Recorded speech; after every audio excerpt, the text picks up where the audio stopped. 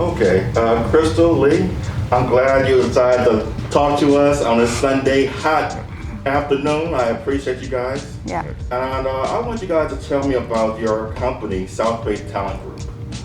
Yeah, so the company, South Bay Talent Group, we started it officially as an LLC in 2017. But prior to that, we actually owned a company called Zyrus Entertainment that we started in 2005. Took a hiatus from film production, got married, had kids, and then in 2017, we decided to ramp things back up and officially form an LLC again for our productions. And you guys came out roaring, like with 4 films about to come out in 2022. Yeah, that's mainly her. She likes to, once we get the idea, she likes to get going, you know, so. Yeah. It was a little bit grueling, but, you know, now it's over, and there's 3 movies coming out, we had 4 in total, 3 coming out next year, and now we just kick back and relax and see our work. I know that's right. Yeah. And I think one of those films is called Trip Slip. Yeah, Trip Slip. Yeah. So Trip Slip is currently out. It's on Tubi. You can watch it on Tubi, other streaming platforms like Roku. So typically how it happens is he comes up with like an idea or he'll say something. Right. I think one time he said, he wanted to go out or something. So he was like telling the guys, I have to get my Trip Slip signed. I was like, hey, that's a great idea for a movie. And so I wrote a whole movie around just him saying that. So that's kind of how it works. Yeah, and that's generally how it goes, you know, you're basically asking your wife, you know, can you go hang out with the fellas, you know, you gotta get that Trip Slip signed. So that's why, hey man, you get your Trip Slip signed? I'm like, nah man, I'm on a day pass, you know, so. And you guys got a few other movies coming out too. And that was already out, you just mentioned. But Yes. then there's 3 more at least coming out in 2022. Yeah, there's 3 more. And that includes Hanging On to Love. Yeah. So Hanging On to Love, he actually came up with that idea too. He was like, wouldn't it be cool to have like a romantic comedy? He gave me like the initial tidbits of the story, and again, I just kind of go from there. So that comes out January 11th of 2022. We have like some new up-and-coming actors in there. A really great actress named Shayla Cheatham. She's never acted before. Her first movie, and she is amazing. She lights up the screen. So You guys are gonna enjoy that Yeah. movie. And I just wanted to basically shooting the Cleaners, you know. This from George Jefferson back in the day. I was like, hey, what are we shooting the Cleaners? You know, we didn't have a Cleaners, access to a Cleaners, and it's the fun part is just coming up, you know, asking people, can we shoot here, and you know, trial and tribulation, and then next thing you know, we have the locations, and everything comes together. You have a movie. yeah, definitely. I mean, it's we've been working with the same team for like 15 years. So our first AD and executive producers, have to give them a shout out. You know, Tom Griggs, Love and Amo Bachelor. You know, I'm like, hey, you guys, you ready to do a movie? They're like, yeah, when we're gonna do it? We're like, 3 weeks. They're like, oh my gosh. And at the time, we're in Vegas, so they're out here hunting down all these locations. And then, so we don't come down until the day of the shoot. So when we come down from Vegas, we drive straight to the photo shoot. They take the photo shoot, and then straight from there, the first scene. We shoot in 3 days, back to Vegas. But now we're in California, so. Yeah, now we're back, so it's easier. But I mean, it's really, Terrell, it's really all about a team. You know, you have to have a really dedicated team, a team that you can trust, you know, because again, we were in another state saying we're going to shoot a movie, please make sure everything's in place, and they do it all the time, seamlessly. Yeah, we love those guys. Yeah. I know what it's like for me. Mine doesn't compare to making a movie. When I set up an actual photo shoot, it helps to have professionals I can rely on. Just call them up. Like this guy here, I'm like, I can't tell him to do nothing. So he made it happen. Watch us come in and just ask questions. Yeah, definitely. And what I find interesting with small businesses, or business period, when you have like a couple, a married couple, working in, sometimes it's difficult. You know, how do you guys make it work? I mean, like, what kind of challenges do you guys, come across that others don't survive? Challenges, I would say, he would say that I'm probably hard-headed. Because we're definitely opposites in a lot of ways. Because I like to just go, hit the ground running. And I like to visualize, look at, different stuff, make sure the mic's not in the shot, make sure that, make sure he doesn't have the same thing going, and don't let them talk over each other. Yeah, continuity, so things like that. So I would just say we're, it's a good combination with the entire team, but, I'm very big picture, like, let's get it done. And he's kind of like, let's slow down and more detail oriented. But I have the producer hat on. I know what the budget is, and I'm like, we got to get it done. You know what I mean? But his big thing is, okay, but it's about quality too. You got to take your time. Yeah, I like to, give the actors speeches, something positive. Maybe send them a nice email. Because you can win an Oscar. All you have to, from any film that anybody ever does, you can win once you go on camera, that's you. I'm not teaching you. I can't, you gotta like looking within yourself. Yeah. Of course it's just a straight to streaming movie, but you can get noticed. Yeah. So look inside yourself. And that's what I want to bring out, because once they do that, the film comes out better. They feel better about themselves. Yeah. There's some small rewards at the end. Yes. And I think what I'm also hearing here is you guys have a gift of communicating with each other and people around you. Clear communications, but also being mindful of how you communicate. Yeah. And I'm sorry, let me know if my kids get too loud. Don't worry about it. I think the mic will be up. Okay, perfect. It's definitely about communication. Don't get me wrong, we definitely will bump heads on the set, for sure. Again, because I'm just, sometimes I have tunnel vision. Let's get in, get it done. And he's kind of like, pump the brakes a little bit. But he's right, that's kind of what sets certain independent films apart from other ones. You gotta look at those small details and make sure the audio's on point, make sure the lighting's on point, and that's gonna take your independent film up a little bit. You know what I mean? So he's right. So down the line, I think coming into 22, we came up with an idea to start running little workshops. We get the script in early, we get them to them. We'll do it on Zoom, because of COVID, and then we'll run one live, have little workshops, little details, make sure everything is in the right place where you can feel comfortable. So it'll be like your regular life when you're on film. Yeah. Those are the breakout actors. The ones that you can watch a film and you forget you're watching a movie, that's what we're trying to bring. Yeah. So, it's, I think independent films, have a certain stigma, but we hope to get past that. Because the thing is, we don't want to be stifled because of budget. If we raise some money, we may not have, raise a certain amount, but we're still going to shoot, no matter what. We're still going to shoot, get the film in a can, and hopefully people like it and take to it. Yep. Now, I think one thing that people don't realize that there are so many different options of streaming platforms that they can actually get access to content, and a lot of them are free. Yep. Could you tell us a little bit more about the platforms that you guys are on? Yeah, so a lot of. So there's, obviously Tubi, there's Zumo, there's Pluto TV, Prime Video, so Fandango, there's a lot. And essentially, we've been working with the same distributor for, more than 10 years. Right. Have a great business relationship with the CEO of Maverick Entertainment. So, he's constantly adding new platforms, to his leg of business, and so that's how we kind of get it done and get out there a little bit more.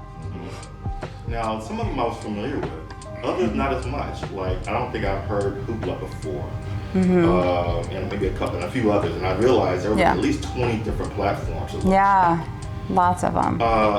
Are they accessible like from Google Play, or are they accessible by phone, or do you have to have like cable or something to get access to them? Well, I know Tubi, you can just download Tubi on your phone and you're watching free movies. Well, or smart TV, or your smart TV. So, but the catch is they have commercials. So that's how they make their money. But you're watching a movie. Yeah. But they're all the same. So it's either you can download it via, your Play Store or your smart TV. So they're all accessible for sure. Now, contrast what it was like now versus when you first started putting out movies like Slumber Party, your very first movie. Like the production, not production quality as much, but the work that goes into it. Because I think after a while, when you're experienced, it gets much easier. In the beginning, you're still trying to figure stuff out. Yeah. Describe to me what it was like when you first started out. Kind of like a circus. It was a circus. It was a circus, right? Well, we did have readings. We had practice every day. It was, you know, it was the way table before reads, COVID. We had a table reading, and that made it a little bit more comfortable because you can see the other actors' faces. Yep.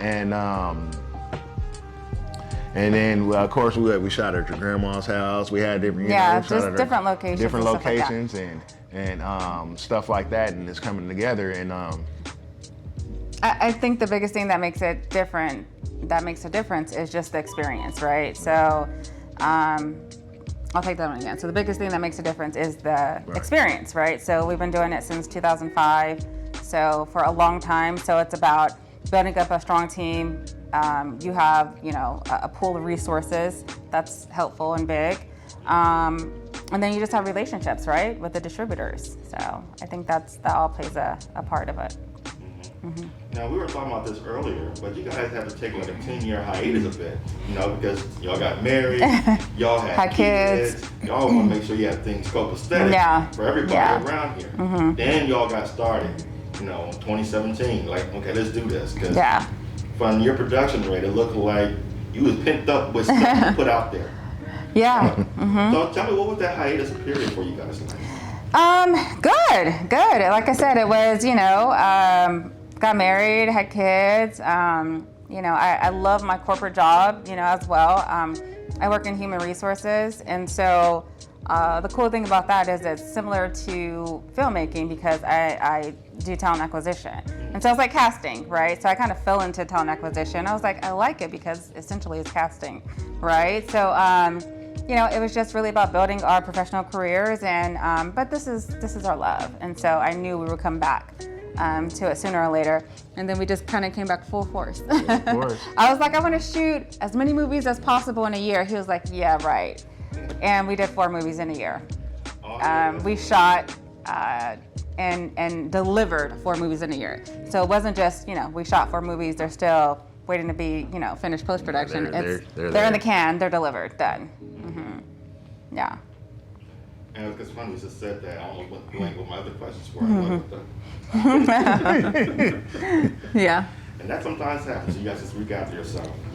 You have another film. One of those films actually is in the can. Is Chetty Ace. Yeah. Mm-hmm. Tell me about that. Yeah. So Chetty Ace. It's funny. So it actually started off as a project called Uncle Bobo. Yeah. Again, something he said. I was like, that'll be funny. Somebody's funny uncle or whatever. So the script was based on that, like a comedy about an uncle trying to get out of trouble, right? Trying to raise some money, get out of trouble. And then one of our lead actors, Victor Battle, we decided to put him in the lead role, and you know, he didn't really look like an Uncle Bobo, so we kind of pivoted a bit. He had an idea about, you know, calling it a Chetty Ace, and so that's how it kind of came about. And that's based off a slightly true character in New York, you know? No, it's not New York. Where's New Jersey? It's New Jersey, but it's not based off of, it's like the name or something. Yeah, it's like the name of somebody from New Jersey, yeah. And it looks like a lot of your films are comedy driven. Mm-hmm. But I think at least one of them was like a romantic comedy or just yes, that's Hanging On to Love is a romantic comedy, and then Shine Kings that we just finished, that's a drama.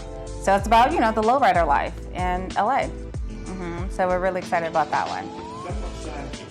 Yeah. So that is actually the only script that I wrote years ago. So all the other scripts I wrote like, you know, on the spot pretty much. But Shine Kings, I actually had it tucked away. And it's funny you notice a lot of them were comedies because I just kind of find it easier to write comedies that I can do it quickly. But the distributor we were working with, the team was like, hey, what else do you have besides comedies? And so I went through, all my scripts and I sent them some of those. And they chose Shine Kings. I was like, really? That was like tucked away. For one, it was tucked away because some films I didn't want to touch unless I had a decent budget, if that makes sense. Because comedies you can kind of just shoot, get away with a lower budget. Shine Kings, I had a vision for like a much larger budget, and so that's why I never touched it. But they liked the script, and it came together. And then you never know, you would think like, I'm gonna get all these lowriders, But we met up with one guy, Long Beach Lloyd, and he has he's a president of the club, and he's a real cool guy, and they started just, coming on down. Yeah, And yeah. we had Destiny, we had cars we couldn't even use in the movie. It was just wrapped around the corner. Yeah. You get into this car club name? We don't have to. But I'll just, Yeah, I don't. As far as the Pullman, but I don't know if we want to mention it. I think you have something on your forehead. Yeah, I don't know if I'm gonna pronounce it Don't correctly. worry. So yeah. I know. I love working with car clubs personally. You know. Yeah. We have a guy in San Pedro, Donald Galaz, and he's been trying to get a whole racetrack actually for those who are into like illegal street racing to make it legal Yeah. and keep people safe. And so anytime I can talk to folks from car cultures who are doing that sort of thing, get them together. Yeah. Anybody want to make some money doing it a legit way? Yeah. Yeah. I'm down to try to make that happen, at least on the editorial side personally. Yeah. But that's neither here nor there. Yeah. Yeah.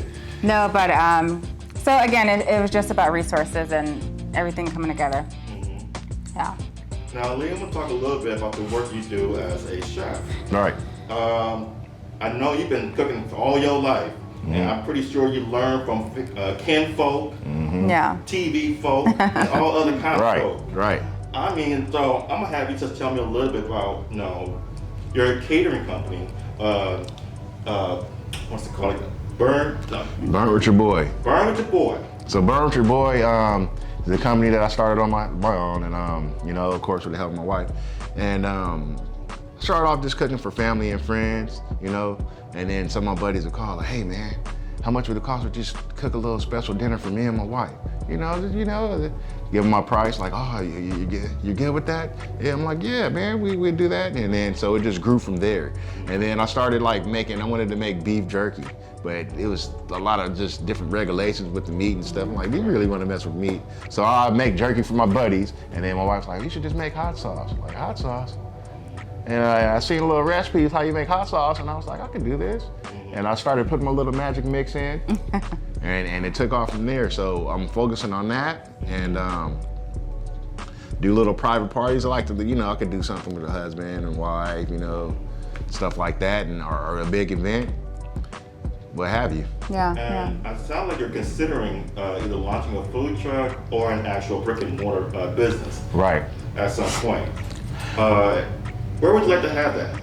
I preferably, maybe mid-city, LA, city of Carson, because I want to tie it into the movie, So if you want to come and read lines, come to the restaurant and read lines, It'd be set up around that, When you come in the interview for our movies, or you're reading the script, or you come to the restaurant and read the script and have a burger, have some wings on the stick, like we was talking about earlier, just something like that, and just bring that whole LA culture, and just give some of these actors and people hope. I want you to walk out of there feeling good and full. And you know what? There are some folks in Carson might be looking forward to that right now. I just interviewed a candidate running for city council, and she said, where we can go take our girls at to have fun? And she said, no. I said no. And she said, the DoubleTree. I said, the DoubleTree? Yes, DoubleTree Hotel. I'm like, oh, hell no. Why? But why the DoubleTree? Yeah. Because there is no other spot in Carson. In Carson, and I went in there during this the little sewage stuff, and they had a meeting, and the DoubleTree's kind of nice. It wasn't bad. I was like, I haven't been in there in a while. It was like, that DoubleTree been in so many different names, and so many different hotels, but DoubleTree is nice. When we stay at the DoubleTree, we always talk about the pillows. Like, man, we gotta get the name of these pillows. We always forget, man. Yeah. But Burn With Your Boy actually started years ago, probably in 2004, 2005, as a TV show, and we actually have early footage of that. So it started off as a cooking show, and then we kind of revived it years later, like a decade later. Yeah. So you got that footage around somewhere? We do. We do. I have a lot of footage. Yeah. And I don't know if we shot 2 commercials for my hot sauce. I don't know that you saw that. Yeah. Yeah. We'll have to find that old footage. Yeah. Yeah. I think I had it somewhere. And then we probably have the footage of, it was right around the time when he was on the Gordon Ramsay show. So Gordon Ramsay, he used to do Christmas specials. I don't remember if you remember that. He was selected as a chef at home for one of the Christmas specials. Yeah, and I was telling them, and then I won the book from that special. And then I tried out for the show and used one of those recipes from that book, and they were like, "Man, this is really good." And I would have made it. I was like, "Yeah, I got it out of Gordon Ramsay's book." He said, "Huh?" Like, "Yeah, the book he gave me from last time." So that was it from that. But it was good. I think it was like a little coleslaw pickles recipe. It was nice. Yeah.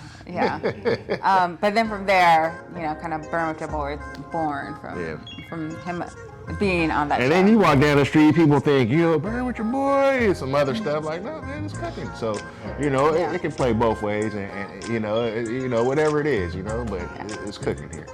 And what's interesting here is you don't just do like meats and barbecues. You showed me also do like healthy cuisine. Yes. More about that part. So, healthy cuisine.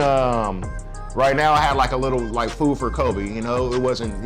For some families that were struggling. I made potato tacos. Sometimes you couldn't always get to the meat, So and you still want to have your kids going to bed feeling full. We're fortunate enough to to provide for our kids, but some people aren't. So potato tacos are filling. You can still get the sour cream. That doesn't cost you like $1 or something. You get you a bag of potatoes. It's like $2, $3. Get you 100 pack of shells. That's like $3, $4, $5, and you can feed the whole family. And then as far as healthy, you can do salads, or you can take some celery and slice it. The same potato slicer, just use it in a different way in your celery. Use it, slide it across some cucumbers, slide it across some pickles or something, and you'll come up with different stuff, different shapes, and it'll be good, and it's healthy. Right. Different textures and everything. Yep. Okay. Now, I'm looking forward to seeing that one day. I'll be like right there, like to talk to you Yep. And I guarantee you, nothing more fun watching the chef do his thing in the kitchen and get to eat the results. I know. There you go. Thank you. Okay. So. I'm a product of the results. I would blame it on the kids. Yes, that too. And you guys can definitely go get my hot sauce, burnwithyourboy.com. Check it out. Right. And do you ever have, for South Bay Talent Group, aside from your website, which the name is obvious, do you have any other platforms and ways people can look for you? So just on like our partner distributors site, so you can go there and you can actually see all the old movies as well. So yes, we have lots of old movies. Don't know if you want to look at the old ones though. But yeah. So you can go to mavericentertainment.cc. Awesome. I appreciate you guys inviting us over to speak with you guys and hang out with you guys. Thank you. And I'm looking forward to you guys reaching out to me when you guys got other projects going on. Right. Absolutely. Yeah. We appreciate your time. Thank you. All right. All right. Are we cutting? Is that?